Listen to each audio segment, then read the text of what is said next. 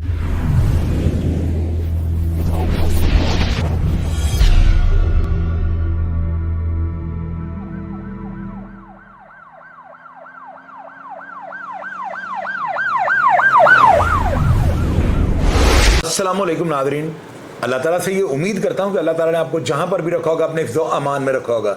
Nadreen, जहाँ पे social media ने जो है ना पब्लिक को अवेयरनेस देने के लिए बड़े अच्छे अच्छे प्लेटफॉर्म लोगों ने बनाए हुए हैं, लोगों को जो है ना अवेयरनेस देते हैं, अच्छी अच्छी बातें करते हैं, वहीं पर जो है ना इसके नेगेटिव असरात जो है ना बहुत ज़्यादा मरतब हो रहे हैं। लोगों ने सोशल मीडिया की वजह से जो है ना दोस्तियाँ बनानी शुरू कर दी, लड़कों ने लड़कियों से, लड़कियों ने लड़कों से, यानी ये खिचड़ी सी पक गई है। हमारे पास जिस तरह के केसेस आते हैं ना, अगर हम हर केस को आपके सामने रिपोर्ट करना शुरू कर देना तो यकीन कीजिएगा आप लोग सोशल मीडिया का इस्तेमाल छोड़ देंगे। इसके जो मुज़र असरात हैं ना इतने को नेगेटिव मरतब हो रहे हैं कि मैं आपको बयान नहीं कर सकता हूँ। एक स्टोरी मैं आपके साथ शेयर करने लगा हूँ। एक जो है ना लड़की, वो एक लड़के को जो है ना हनी ट्रैप के ज़रिए जो है ना बड़े टेक्निकल तरीके से फंसाती है। उसके बाद वो लड़की भाग के उसके पास आ जाती है, वो लड़का उससे शादी कर लेता है। उस शादी के बाद इतने को मामले पेचीदा हो जाते हैं ना कि आप ये जब स्टोरी सुनेंगे तो यकीनन आप भी इबरत हासिल कर जाएंगे और आपके बच्चे भी इबरत हासिल कर जाएंगे। ऐसा काम नहीं करना चाहिए।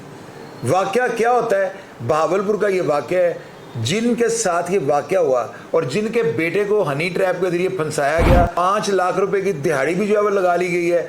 और उसके बाद उसकी सगी छोटी बहन जो नाबालिग है, उसकी उम्र 16 साल है, उसको भी वो लड़की जिसने हनी ट्रैप के लिए इनके बेटे के साथ शादी की, 2 नंबर शादी, यानी वो शादी बराए नाम थी। और उसके बाद जो है ना वॉक के बहाने इनकी बेटी को घर से लेके जाती है और गाड़ी में ज़बरदस्ती डाल के अगवा करती है और साथ लेके दूसरे शहर बल्कि दूसरे सूबे में, यानी वो जो है डेरा इस्माइल खान वाले लेके चली जाती है। और उसके बाद अभी तक, यानी ये साल हो गया तकरीबन इस वाक़े को ना, अभी तक इनकी बेटी को जो है ना इनके साथ मिलने नहीं दिया जा रहा। और ये कहा जा रहा है कि आपने हमारी बच्ची को जो है अगवा किया था तो हमने आपकी बच्ची को अगवा कर लिया है। यानी ये स्टेट के अंदर कौन से ऐसे अफराद हैं जिनको हुकूमत भी नहीं पूछ रही। और इनकी FIR दर्ज हुई थी कि हमारी बेटी को अगवा कर लिया गया है, उसके बावजूद FIR दर्ज होने के इसके मुलजमान को गिरफ्तार किया जाता और उल्टा वो जो है इनकी FIR को जो है ना खारिज कर दिया गया। इनकी बच्ची कहाँ गई, ज़मीन खा गई, क्या आसमान निकल गया। ये बात जो भी है ये सारी आपके साथ शेयर करने लगा। आपने गौर से इस प्रोग्राम को देखना है और बताना है कि इस प्रोग्राम के अंदर इनकी कोई बदनीयती तो नहीं, या ये कोई 2 नंबर जो है ये प्रोग्राम तो नहीं यहाँ पे करवा रहे, या हमारे से कोई ऐसी बात तो नहीं करवानी चाहते जो बिल्कुल गलत हो और हकीकत के साथ उसका कोई वजूद ना हो। तो चलते हैं कहानी की जानिब। ਤੁਹਾਡਾ ਕੀ ਨਾਮ ਹੈ ਜੀ? ਮੇਰਾ ਨਾਮ ਖਾਲਿਦ ਮਹਿਮੂਦ ਹੈ ਸਰ। ਖਾਲਿਦ ਸਾਹਿਬ, ਤੁਸੀਂ ਕੀ ਕਰਦੇ ਹੋ? ਮੈਂ ਇੱਕ ਸਿਕਿਉਰਿਟੀ ਗਾਰਡ ਹਾਂ ਸਰ। ਕੰਪਨੀ 'ਚ ਕੰਮ ਕਰਦੇ ਹੋ? ਜੀ ਸਰ। ਤੁਹਾਡੇ ਬੱਚੇ ਕਿੰਨੇ ਨੇ? ਮੇਰੇ 3 ਬੇਟੇ ਨੇ, ਇੱਕ ਬੇਟੀ ਹੈ ਮੇਰੀ। ਇੱਕ ਬੇਟੀ ਸੀ ਜਿਹਨੂੰ ਲੈ ਗਏ ਨੇ? ਜੀ। ਅੱਛਾ, ਤੁਹਾਡੇ ਨਾਲ ਕੀ ਵਾਕਿਆ ਹੈ, ਜ਼ਰਾ ਡਿਟੇਲ ਸਾਡੇ ਨਾਜ਼ਰੀਨ ਨੂੰ ਦੱਸੋ। ਸਰ ਗੱਲ ਹੈ ਕਿ ਮੇਰਾ ਬੇਟਾ ਖੇਡਦਾ ਸੀ PUBG ਗੇਮ। ਅੱਛਾ। ਤੀਸਰੇ ਨੰਬਰ ਵਾਲਾ। ਅੱਛਾ। ਉਹ ਨਾਲ ਇੱਕ ਡੇਰਾ ਇਸਮਾਈਲ ਖਾਨ, ਕਾਸ਼ਾਨ ਉਹਦਾ ਨਾਮ ਹੈ। ਜਿਹਦੀ ਤਸਵੀਰ ਸਕਰੀਨ ਤੇ ਚੱਲ ਰਹੀ, ਉਹ ਕਾਸ਼ਾਨ ਦਾ ਨਾਮ ਹੈ। ਤੇ ਉਹ ਗੇਮ ਖੇਡਦਾ ਸੀਗਾ, ਸਾਨੂੰ ਨਹੀਂ ਪਤਾ ਸੀਗਾ ਕਿ ਉਹ ਪੜ੍ਹਾਈ ਦੇ ਮਾਮਲੇ ਸੀਗਾ, ਉਹ ਘਰ ਰਹਿੰਦਾ ਸੀ, ਘਰੋਂ ਬਾਹਰ ਨਹੀਂ ਸੀ ਜਾਂਦਾ। ਅਸੀਂ ਕਦੀ ਤਵੱਜੋ ਨਹੀਂ ਦਿੱਤੀ। ਮੈਂ ਸਿਕਿਉਰਿਟੀ ਗਾਰਡ ਹਾਂ, ਸਵੇਰ ਨੂੰ ਸਾਰਾ ਦਿਨ ਥੱਕ ਕੇ ਆ ਕੇ ਜਰੀ ਗੱਲ ਸੌਂ ਜਾਣਾ। ਤੇ ਉਹ 3 ਸਾਲ ਗੇਮ ਖੇਡਿਆ। ਪਿਛਲੇ ਸਾਲ ਫਰਵਰੀ 'ਚ ਮੈਂ 2 ਬੜੇ ਬੇਟਿਆਂ ਦੀ ਕੀਤੀ ਸ਼ਾਦੀ। ਮੇਰੇ ਬੇਟੇ ਨੇ ਉਹਦੇ ਨਾਲ ਕਿਤੇ ਚੱਕਰ ਚੱਲ ਰਿਹਾ ਸੀ, ਇਹ ਅੱਲਾ ਜਾਣਦਾ ਜਾਂ ਮੇਰਾ ਬੇਟਾ ਜਾਣਦਾ ਹੋਏਗਾ। ਉਸ ਲੜਕੀ ਨੂੰ ਉਹਨੇ ਆਨਲਾਈਨ ਸ਼ਾਦੀ ਦਿਖਾਤੀ। ਅੱਛਾ। ਜਿਵੇਂ ਸ਼ਾਦੀ ਦਿਖਾਈ, ਉਹਦੇ ਵਿੱਚ ਆਰਟੀਫਿਸ਼ਲ ਜ਼ੇਵਰ ਸੀਗਾ, ਕਿਉਂਕਿ 4 ਫੰਕਸ਼ਨ ਹੋ ਗਏ ਸੀ ਇਹ ਨਾ, ਉਹ ਮੁਖਤਲਿਫ ਕਿਸਮ ਦੇ ਸੈੱਟ ਪਾਉਂਦੇ ਰਹਿ ਗਏ। ਅਤੇ ਉਹਨਾਂ ਨੇ ਦੇਖਿਆ ਵੀ ਇਹ ਤਾਂ ਨਵਾਂ ਵੀ ਇੰਨਾ ਸਾਰਾ ਜ਼ੇਵਰ, ਇਹਨਾਂ ਕੋਲ ਅੱਧਾ ਕਿਲੋ 3 ਪਾਸ ਜ਼ੇਵਰ ਹੈਗਾ ਵਾ। ਉਹ ਗੈਂਗ ਹੈਗਾ ਵਾ, ਉਹਨੇ ਕਿਹਾ ਕਿ ਮੈਂ ਅਸੀਂ ਜਾਂਦੇ ਹਾਂ ਲੁੱਟਦੇ ਹਾਂ। ਉਹ ਲੜਕੀ ਬਹਾਵਲਪੁਰ ਆ ਗਈ।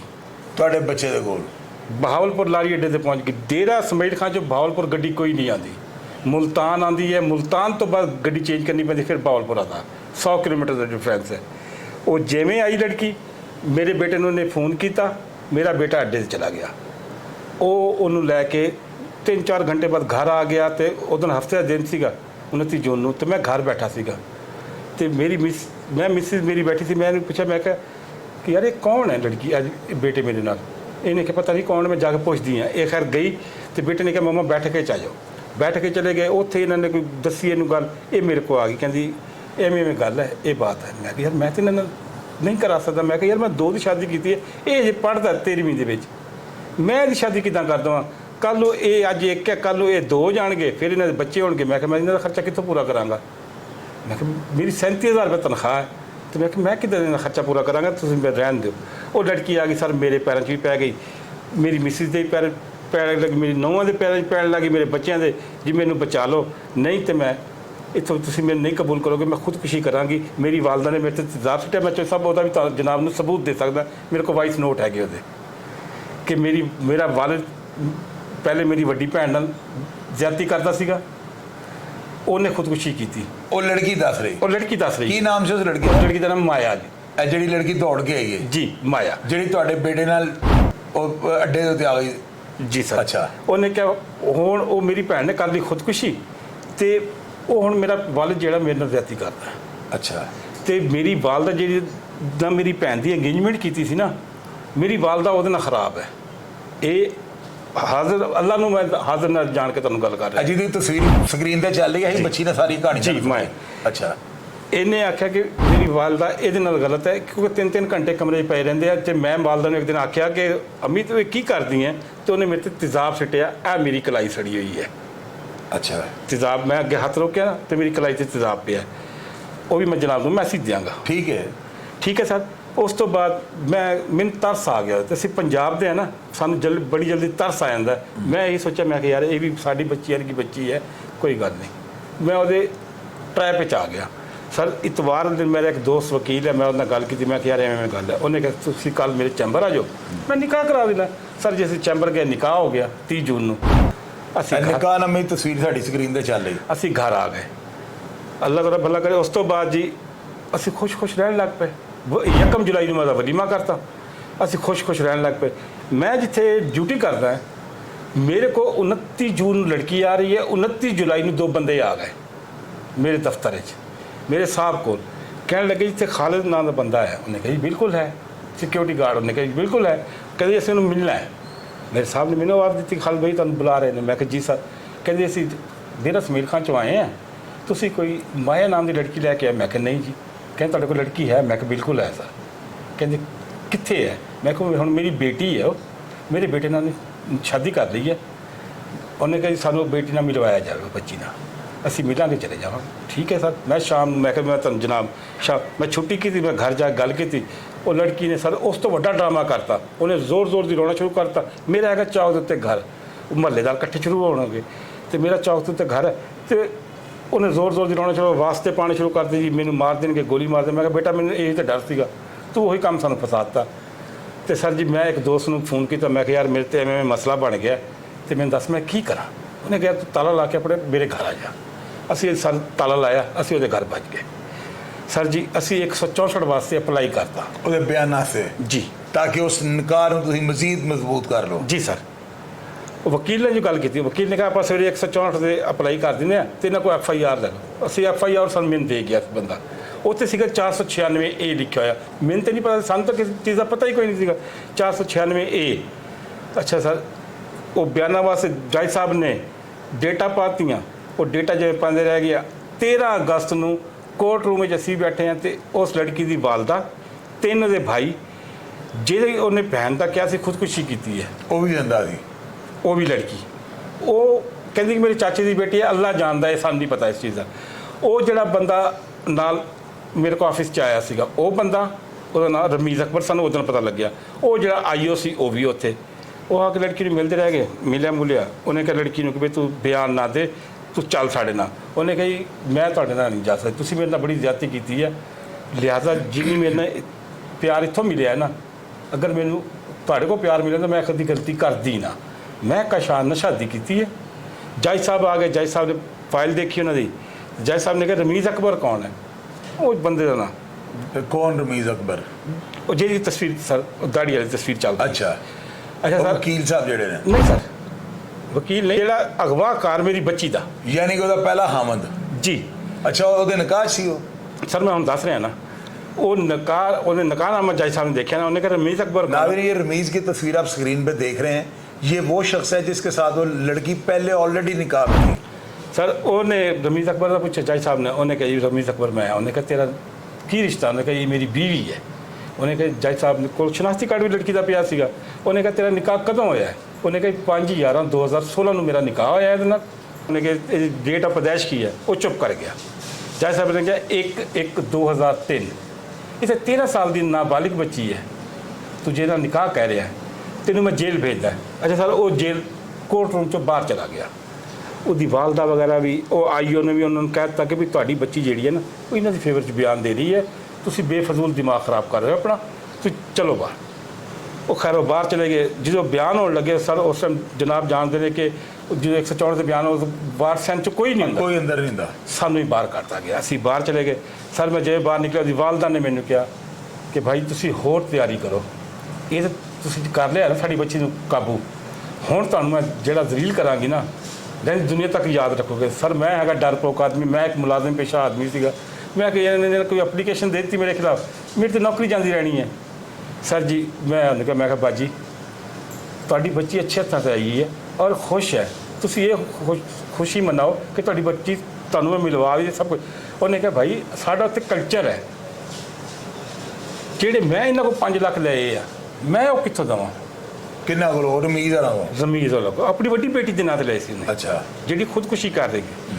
ਅੱਛਾ ਸਰ ਮੈਂ ਕਿਹਾ ਬਾਜੀ ਤੁਸੀਂ ਮੈਨੂੰ ਦੱਸੋ ਮੈਂ ਕੀ ਕਰ ਸਕਦਾ। ਮੈਨੂੰ ਕਹੀ ਮੈਨੂੰ 10 ਲੱਖ ਰੁਪਏ ਦੇ ਦਿਓ। ਮੈਂ ਕਿਹਾ ਬਾਜੀ ਇੰਨੀ ਮੇਰੀ ਔਕਾਤ ਹੀ ਨਹੀਂ ਹੈ, 10 ਲੱਖ ਦੀ ਮੇਰੀ ਔਕਾਤ ਹੀ ਨਹੀਂ ਹੈ। ਹਾਂ ਤੁਸੀਂ 40-50 ਹਜ਼ਾਰ ਕਹੋ ਮੈਂ ਤੁਹਾਨੂੰ ਅਰੇਂਜ ਕਰਵਾ ਸਕਦਾ, ਉਹ ਵੀ ਕਿਸੇ ਕੋਲ ਮੈਂ ਅਰੇਂਜ ਕਰਵਾ ਦਿੰਦਾ। ਸਰ ਮੁੱਕਦੇ ਸਾਡੀ 5 ਲੱਖ 'ਚ ਡਨ ਹੋ ਗਈ। ਮੈਂ ਇੱਕ ਦੋਸਤ ਨੂੰ ਕੀਤਾ ਫੋਨ ਤੇ ਮੈਂ ਕਿਹਾ ਯਾਰ ਮੈਨੂੰ 5 ਲੱਖ ਚਾਹੀਦੇ ਆ। ਉਹ ਆਇਆ, ਉਹਨੇ ਮੈਨੂੰ 5 ਲੱਖ ਦਿੱਤਾ। ਮੈਂ ਕਿਹਾ ਲਓ ਬਾਜੀ 5 ਲੱਖ। ਉਹ 5 ਲੱਖ ਲੈ ਕੇ, ਉਹਦਾ ਸਟਾਂਪ ਪੇਪਰ ਵਗੈਰਾ ਜਿਹੜਾ ਸਕਰੀਨ ਤੇ ਚੱਲ ਰਿਹਾ ਜੀ, ਅੱਛਾ ਜੀ, ਉਹ 5 ਲੱਖ ਲੈ ਕੇ ਚਲੇ ਗਏ। ਠੀਕ ਹੈ ਸਰ।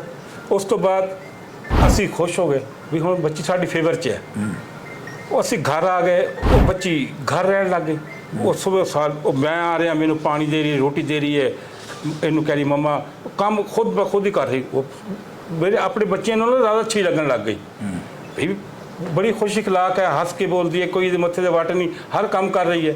ਅਸੀਂ ਮੈਨੂੰ ਉਹ 9ਵੇਂ ਮਹੀਨੇ ਦੀ 5 ਤਰੀਕ ਜਾਂ 7 ਤਰੀਕ ਨੂੰ ਨਾ ਕਹਿੰਦੀ ਬਾਬਾ ਮੈਂ ਮੋਟੀ ਹੋ ਰਹੀ ਹਾਂ, ਮੈਂ ਵਾਕ ਕਰਨਾ ਚਾਹੁੰਦੀ ਹਾਂ। ਮੈਂ ਕਿਹਾ ਬੇਟਾ ਮੇਰੇ ਸਾਹਮਣੇ ਹਾਊਸਿੰਗ ਸਕੀਮ ਹੈ ਮੇਰੇ ਉੱਥੇ, ਮੈਂ ਕਿਹਾ ਉੱਥੇ ਜਾ ਕਰ ਲਿਆ ਕਰੋ ਵਾਕ। ਉਹ ਵਾਕ ਫਜਰ ਦੀ ਨਮਾਜ਼ ਪੜ੍ਹ ਕੇ ਵਾਕ ਕਰਨ ਜਾਂਦੇ ਸੀ, ਇਹ ਵਾਕ ਕਰਨ ਜਾਣ ਲੱਗ ਪਏ। 2/10 ਦਾ ਦਿਨ ਆ ਗਿਆ। 2/10 2024। ਅੱਛਾ ਸਰ, ਇਹ 4:20 ਤੇ ਮੇਰੀ ਬੇਟੀ ਨੂੰ ਸੁਬਹ ਉਠਾ ਕੇ ਲੈ ਗਈ ਬਾਹਰ, ਦਰਵਾਜ਼ਾ ਖੁੱਲ੍ਹਾ ਛੋੜ ਗਈ।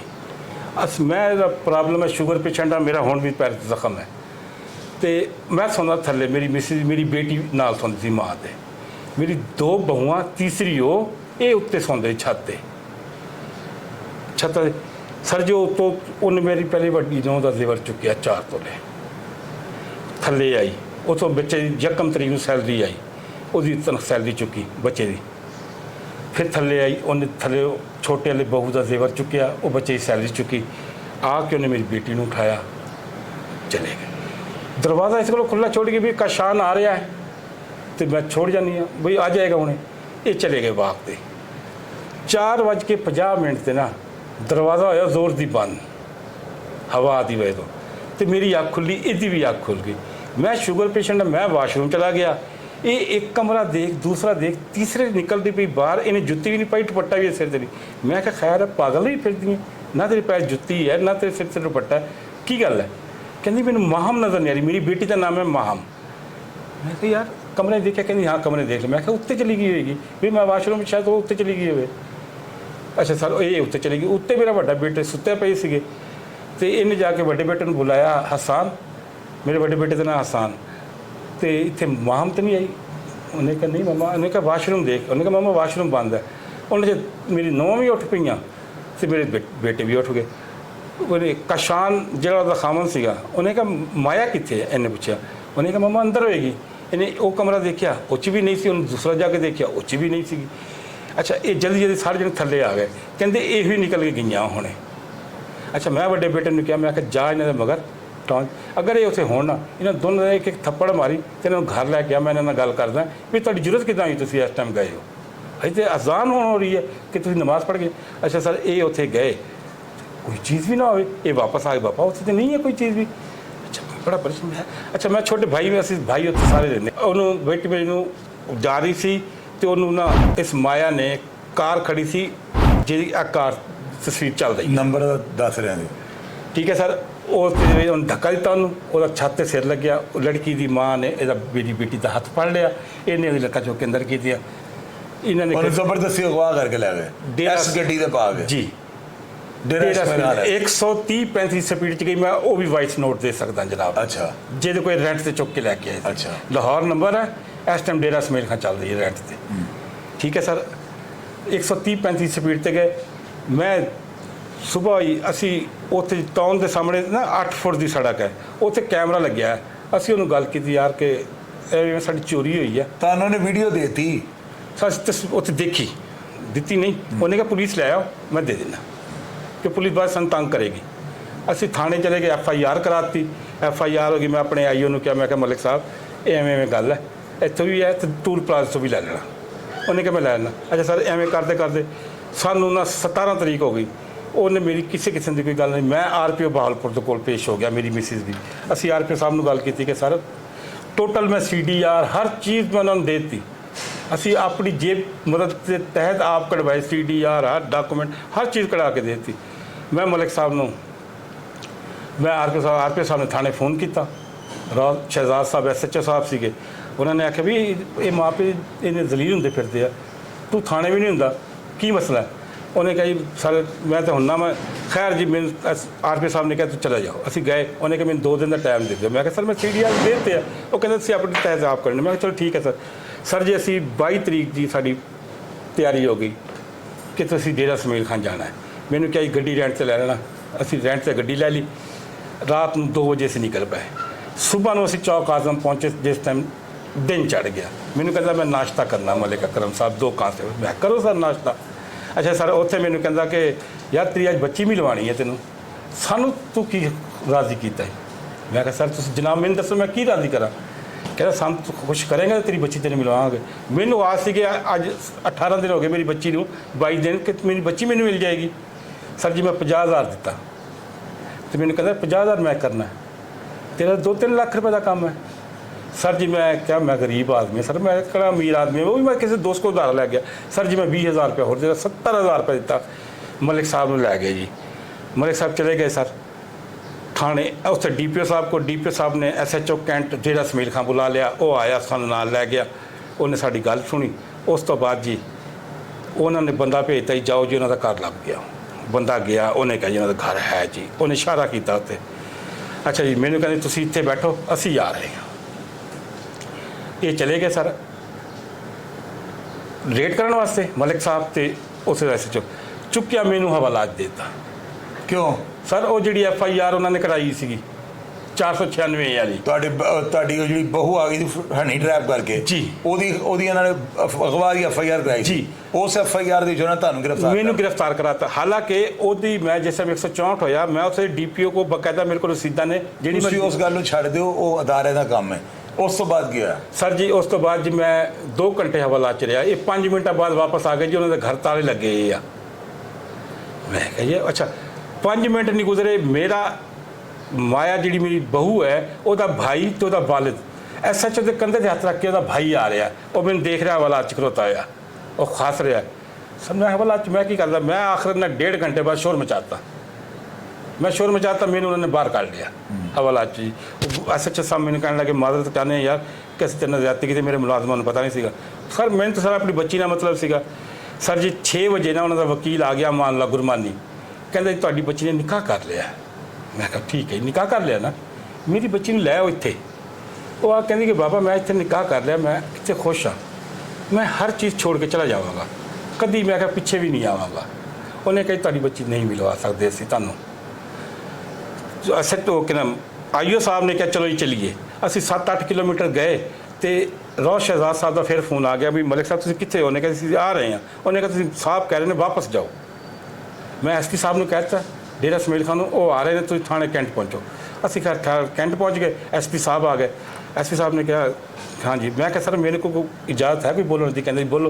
मैं क्या सर मैंने तो पता नहीं है कितने नाबालिग बच्चे का निकाह हो सकता है। कहते तुहाडे को की सबूत है? मैं क्या मेरे को सर उस बेफारम बस सर्टिफिकेट है और डॉक्टर की रिपोर्ट है जो असी पोलियो के इंजैक्शन लवाए है। मैं सर चाह के उन्होंने कहते लै आओ। मैं सर गड्डी चो कढ़े। मैं क्या सर उन्होंने DSP अदनान बुला लिया जोड़ा कैंट का DSP सीगा, उन्होंने बुलाया। उन्हें कहा कि यह जोड़े मुजरिम ने ना ये नाबालिग बच्ची के ना निकाह जोड़ा निकाह है इनू भी गिरफ्तार करो, जोड़े गवाह ने उन्होंने भी, और जो निकाह शो करा रहे हैं ਇਹਨੂੰ ਵੀ ਨਿਕਾਹ ਕਰਕੇ ਉਹਨਾਂ ਦੇ ਖਿਲਾਫ ਠੋਕ ਕੇ ਪਰਚਾ ਦਿਓ ਔਰ ਇਹਨਾਂ ਦੀ ਬੱਚੀ ਇਹਨਾਂ ਨੂੰ ਲੈ ਕੇ ਦਿਓ। ਅਦਨਾਨ ਸਾਹਿਬ ਨੇ ਕਿਹਾ ਜੀ ਸਵੇਰੇ ਮੇਰੇ ਕੋਲ 12 ਵਜੇ ਆ ਜਾਣਾ। ਅਸੀਂ ਸਵੇਰ 12 ਵਜੇ ਅਸੀਂ ਹੋਟਲ ਲੈ ਲਿਆ ਸਰ, ਉੱਥੇ ਫਿਰ ਸਵੇਰ 12 ਵਜੇ ਪਹੁੰਚ ਗਏ। 4 ਵਜੇ ਅਦਨਾਨ ਸਾਹਿਬ ਕਹਿਣ ਲੱਗੇ ਅੱਜ ਨਹੀਂ ਆ ਰਹੇ, ਉਹ ਕੱਲ੍ਹ ਆਉਣਗੇ। ਚਲੋ ਜੀ ਅਸੀਂ ਫਿਰ ਚਲੇ ਗਏ ਹੋਟਲ 'ਤੇ। ਫਿਰ ਜੀ ਅਸੀਂ ਦੂਸਰੇ ਫਿਰ ਪਹੁੰਚ ਗਏ। ਜੁਮੇ ਦਾ ਦਿਨ ਸੀਗਾ, ਅੱਲਾਹ ਤੁਹਾਡਾ ਭਲਾ ਕਰੇ। ਉਸ ਤੋਂ ਬਾਅਦ 3 ਵਜ ਗਏ, ਵਕੀਲ ਉਹੋ ਹੀ ਆ ਗਿਆ। ਵਕੀਲ ਕਹਿੰਦੇ ਕੱਲ੍ਹ ਤੁਹਾਨੂੰ ਨਿਕਾਹਨਾਮਾ ਦਿੱਤਾ ਸੀਗਾ, ਤੁਹਾਨੂੰ ਕਾਫੀ ਨਹੀਂ। ਅਸੀਂ ਕਿਹਾ ਅਸੀਂ ਤੇ ਨਿਕਾਹਨਾਮਾ ਤੁਸੀਂ ਸਾਹਿਬ ਦੇ ਕਮਰੇ ਲੈ ਆਓ। ਉਹ ਕਹਿੰਦੀ ਠੀਕ ਹੈ ਅਸੀਂ ਚਲੇ ਜਾਵਾਂਗੇ, ਇਵੇਂ ਤਾਂ ਨਹੀਂ ਕਿ ਮੁਲਾਕਾਤ ਬਗੈਰ ਕੀਤੇ ਤੇ ਅਸੀਂ ਨਹੀਂ ਜਾਂਦੇ। ਮੇਰਾ ਆਈਓ ਕੁਛ ਨਹੀਂ ਬੋਲਿਆ। ਸਰ ਜੀ ਉਹਨੇ ਕਿਹਾ ਜੀ ਕਿ ਤੁਹਾਨੂੰ ਸਮਝ ਨਹੀਂ ਆ ਰਹੀ, ਅਸੀਂ ਤੁਹਾਨੂੰ ਅਗਵਾ ਕਰ ਸਕਦੇ, ਇੱਥੇ ਬਾਹਰ ਨਿਕਲੋਗੇ ਮੈਂ ਤੁਹਾਨੂੰ ਅਗਵਾ ਕਰਵਾ ਲਾਂਗਾ। ਮੈਂ ਤੁਹਾਨੂੰ ਅਗਵਾ ਵੀ ਕਰ ਸਕਦਾ ਪੁਲਿਸ ਦੇ ਸਾਹਮਣੇ, ਅਦਨਾਨ ਡੀਐਸਪੀ ਦੇ ਸਾਹਮਣੇ, ਮੇਰਾ ਆਈਓ ਵੀ ਬੈਠਾ ਹੋਇਆ ਹੈ। ਤੇ ਫਿਰ ਸਰ ਉਸ ਤੋਂ ਬਾਅਦ ਉਹਨੇ ਕਿਹਾ ਕਿ ਤੁਹਾਡੀ ਬੱਚੀ ਨੂੰ ਅਸੀਂ ਗੋਲੀ ਵੀ ਮਾਰ ਸਕਦੇ ਹਾਂ, ਤੁਹਾਡੀ ਬੱਚੀ ਨੂੰ ਅਸੀਂ ਗੋਲੀ ਵੀ ਮਾਰ ਸਕਦੇ ਹਾਂ, ਫਿਰ ਤੁਸੀਂ ਸਾਡਾ ਕੀ ਕਰ ਲਓਗੇ? ਤੁਸੀਂ ਸਾਡਾ ਕੁਝ ਵੀ ਨਹੀਂ ਵਿਗਾੜ ਸਕਦੇ। ਸਰ ਜੀ ਮੈਂ ਲਾਜਵਾਬ ਹੋ ਗਿਆ। ਮੇਰਾ ਆਈਓ ਕਹਿੰਦਾ ਅੱਛਾ ਮੈਂ ਥੋੜ੍ਹਾ ਜਿਹਾ ਨਾ ਮਿਸਬਿਹੇਵ ਕੀਤਾ ਉਸ ਟਾਈਮ, ਮੈਨੂੰ ਗੁੱਸਾ ਆ ਗਿਆ। ਮੈਂ ਕਿਹਾ ਤੇਰੀ ਕੀ ਔਕਾਤ ਹੈ ਕਿ ਤੂੰ ਸਾਨੂੰ ਗੋਲੀ ਮਾਰ ਦੇਂਗਾ, ਅਗਵਾ ਕਰਾ ਲੈ। ਮੈਂ ਨਿਕਲਦਾ ਬਾਹਰ, ਤੂੰ ਮੈਨੂੰ ਅਗਵਾ ਕਰਾ, ਮੇਰੀ ਬੱਚੀ ਨੇ ਤਾਂ ਕੀਤਾ ਹੈ ਨਾ, ਤੂੰ ਮੈਨੂੰ ਵੀ ਕਰਾ। ਅੱਛਾ ਫਿਰ ਕੀ ਹੋਇਆ? ਸਰ ਜੀ ਮੇਰੇ ਆਈਓ ਨੇ ਕਿਹਾ ਚਲੋ ਜੀ ਚਲੀਏ। ਅਸੀਂ ਬਹਾਵਲਪੁਰ ਪਹੁੰਚ ਗਏ ਜੀ 26 ਤਰੀਕ ਦੀ ਰਾਤ ਨੂੰ, 25 ਤਰੀਕ ਸੀ ਰਾਤ ਨੂੰ 2 ਵਜੇ ਅਸੀਂ ਬਹਾਵਲਪੁਰ ਪਹੁੰਚੇ। ਮੈਨੂੰ ਕਹਿਣ ਲੱਗੇ ਜਦੋਂ ਤਾਂ ਲੱਗੇ, ਕਹਿੰਦਾ ਯਾਰ ਸੁਬਾਹ ਥਾਣੇ ਆਉਣਾ, ਹਫਤਾ ਹੈ ਨਾ ਕਿ ਤੁਸੀਂ ਥਾਣੇ ਨਾ ਆਉਣਾ, ਮੈਂ ਥੱਕਿਆ ਆਵਾਂ, ਤੁਸੀਂ ਸੋਮਵਾਰ ਦਿਨ ਆ ਜਾਣਾ। ਮੈਂ ਕਿਹਾ ਠੀਕ ਹੈ ਸਰ। ਸੋਮਵਾਰ ਦਿਨ ਸਰ ਅਸੀਂ ਆਰਪੀਓ ਸਾਹਿਬ ਕੋਲ ਚਲੇ ਗਏ ਸਿੱਧੇ 11 ਵਜੇ ਆਰਪੀਓ ਸਾਹਿਬ ਦੇ ਕੋਲ ਬੈਠੇ ਹੈ। ਆਰਪੀਓ ਸਾਹਿਬ ਨੂੰ ਮੈਂ ਕਿਹਾ ਸਰ ਮੇਰਾ ਮਸਲਾ ਹੱਲ ਨਹੀਂ ਹੋਇਆ। ਆਰਪੀਓ ਸਾਹਿਬ ਨੇ ਕਿਹਾ ਯਾਰ ਤੇਰੀ ਬੱਚੀ ਦੇ 164 ਤੇ ਬਿਆਨ ਆਏ ਪਏ ਆ। ਮੈਂ ਕਿਹਾ ਸਰ 164 ਤੇ ਬਿਆਨ? ਮੈਂ ਕਿਹਾ ਨਹੀਂ ਕਾਹਨਾਮਾ ਦਿਖਾਇਆ, 164 ਤੇ ਸਾਨੂੰ ਨਹੀਂ ਦਿਖਾਇਆ। ਅਜੇ ਸਰ 164 ਦਿਖਾਇਆ। ਮੈਂ ਆਰਪੀਓ ਸਾਹਿਬ ਨੂੰ ਕਿਹਾ, ਮੈਂ ਕਿਹਾ ਸਰ ਇਹ ਦੇਖੋ ਇਹ ਮੈਂ ਕਰਾਇਆ ਸੀ, ਇਹ ਬੱਚੀ ਦੀ ਤਸਵੀਰ ਹੈ ਮਾਇਆ ਦੀ, ਇਹ ਮੇਰੀ ਬੱਚੀ ਦੀ ਤੇ ਤਸਵੀਰ ਵੀ ਨਹੀਂ ਹੈ ਔਰ ਦਸਤਖਤ ਵੀ ਨਹੀਂ ਹੈ ਮੇਰੀ ਬੱਚੀ ਦੇ। ਦੂਜੀ ਗੱਲ ਇਹ ਹੈ ਕਿ ਮੇਰੀ FIR ਦਾ ਇਹਦੇ ਵਿੱਚ ਹਵਾਲਾ ਵੀ ਨਹੀਂ ਹੈ, 900/71/24 ਉਹਦਾ ਹਵਾਲਾ ਵੀ ਨਹੀਂ ਹੈ। ਤੇ ਕਿੱਦਾਂ 164 ਹੋ ਗਿਆ? ਔਰ ਤੁਸੀਂ ਜਨਾਬ ਨੇ ਕਬੂਲ ਕਰ ਕਹਿੰਦੇ ਜਾਓ ਥਾਣੇ। ਅਸੀਂ ਥਾਣੇ ਨਹੀਂ ਗਏ, ਫਿਰ ਮੈਂ ਹਾਈ ਕੋਰਟ ਚਲਾ ਗਿਆ। ਅਸੀਂ ਹਾਈ ਕੋਰਟ 4 ਮਹੀਨੇ ਲੜਦੇ ਰਹਿ ਗਏ। ਆਖਰ ਸਾਡੀ ਰਿਟ ਖਾਰਜ ਹੋ ਗਈ। ਅਸੀਂ ਵਿਡਰਾ ਕੀਤੀ, ਅਸੀਂ ਡੇਰਾ ਇਸਮਾਈਲ ਖਾਂ ਚਲੇ ਗਏ ਤੇ 4 ਫਰਵਰੀ ਨੂੰ। ਉਸ ਤੋਂ ਬਾਅਦ ਮੈਂ ਅੱਜ ਤੱਕ ਡੇਰਾ ਇਸਮਾਈਲ ਖਾਂ ਧੱਕੇ ਖਾ ਰਿਹਾ। ਫਿਰ ਅਸੀਂ ਮੌਲਾਨਾ ਸਾਹਿਬ ਨੇ, ਹੁਣ ਮੈਂ ਮੌਲਾਨਾ ਸਾਹਿਬ ਨੂੰ ਉੱਥੇ ਬੰਦੇ ਨੂੰ ਮਿਲੇ, ਸਿਆਸੀ ਬੰਦਾ ਹੈ, ਉਹਨਾਂ ਨੂੰ ਰਿਕੁਐਸਟ ਕੀਤੀ। ਉਹਨਾਂ ਨੇ ਕਿਹਾ ਜੀ ਅਸੀਂ ਜਮੀਅਤ ਦੇ ਅਮੀਰ ਹਾਂ, ਅਸੀਂ ਨਹੀਂ ਬੱਚੀ ਦੇ ਤੁਹਾਨੂੰ ਵਾਲ ਵੀ ਨਹੀਂ ਦਿਖਾਵਾਂਗੇ। ਮੈਂ ਬੈਲਫ ਵੀ ਲੈ ਗਿਆ। ਮੈਨੂੰ ਉੱਥੇ ਪ੍ਰੋਵਾ ਥਾਣੇ ਦੇ 5 ਘੰਟੇ ਖਿਲਾਰ ਕੇ ਉਸ ਤੋਂ ਬਾਅਦ ਉੱਥੇ ਜਾ ਕੇ ਉਹ ਤਾਲੇ ਲੱਗਿਆ। ਉਹਨਾਂ ਨੂੰ ਪਹਿਲੇ ਅਗਾਹ ਕਰਤਾ।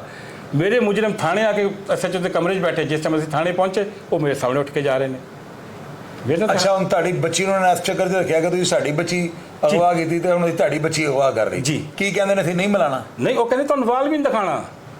20 ਕਰੋੜ ਦਿਖਾਇਆ ਵੀ ਨਹੀਂ। ਨਹੀਂ ਸਰ 20 ਕਰੋੜ ਵੀ ਦਿਓਗੇ, ਤੁਹਾਨੂੰ ਵਾਲ भी नहीं दिखावांगे ਅਸੀਂ ਉਹਦਾ। सर मैं केड़ा एटा जुल्म कर लिया?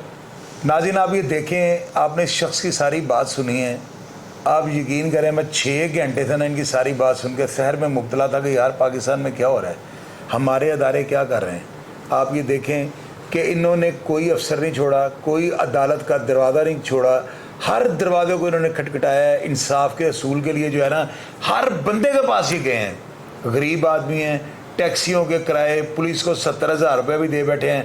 5 लाख रुपया हनी ट्रैप के ज़रिए उसकी वालदा भी ले गई है। सारे प्रूफ मौजूद हैं, तस्वीर आपको दिखा दी, निकाहनामा दिखा दिया, ईच एंड एवरीथिंग। और मेरी इन्वेस्टिगेशन के मुताबिक जो है ना ये इनोसेंट लोग हैं और इनसे जो है ना ज़बरदस्त तरीके से इनके बच्चे को हनी ट्रैप करके जो है ना दिहाड़ी लगाई गई है। अब इनकी बच्ची को भी साथ अगवा करके ले गए हैं। घर से वो जाते हुए जेवर भी इनकी जो है बहुएं उनका वो ले गई है साथ, बेटे की जो सैलरी थी वो भी ले गई है, सारा कुछ ले गई है। अगवा होते हुए जो कैमरे की वीडियो है वो भी इन्होंने अदारों को दिखा दी है। ये पाकिस्तान में क्या हो रहा है? आप मुझे ज़रूर बताइएगा क्या आप पाकिस्तान रहने के काबिल रह गए? आप लोग ज़रूर कमेंट बॉक्स में अपना फ़र्ज समझ के लिखिएगा, क्या ये जो रियासत है एक आम शहरी को अब इंसाफ देगी? क्या इस रियासत के अंदर एक शरीफ आदमी का ज़िंदगी गुजारना मुमकिन है? क्यों ये लोग जो है आप देखें कि पिछले साल जो है ना मेरा ख्याल है करोड़ों की तादाद में जो है ना पासपोर्ट बने हैं और अभी मेरा ख्याल है ये करोड़ों से भी जो है ना तजावज़ कर गए हैं। हर बंदा पासपोर्ट बनवा रहा है। पासपोर्ट लोग क्यों बनवाते हैं? बैरून मुल्क शिफ्ट होने के लिए। यही वो वजह है, यही वो बातें हैं जिसकी वजह से लोग पाकिस्तान जो है ना इसको अच्छा नहीं समझते। और पाकिस्तान के अंदर ख़ुद को महफूज नहीं समझते, आप प्रोग्राम में लाजमी लिखिएगा। अगर आप इन शख्स को जानते हैं जो मेरे प्रोग्राम में स्टूडियो में बैठे हुए हैं, अगर इनके बारे में आप जानते हो और आपको नज़र आ रहा हो कि ये बददियानती या मैलाफाइडी का मुजाहरा कर रहे हैं, तो लाजमी कमेंट बॉक्स में लिखिए ताकि अदारों की मुआवनत कर सके। प्रोग्राम का फीडबैक लाजमी दीजिएगा और मैं हमेशा की तरह आपको रिप्लाई करने की कोशिश करूँगा। अपना ढेर सारा ख्याल रखिएगा जी। पाकिस्तान जिंदाबाद।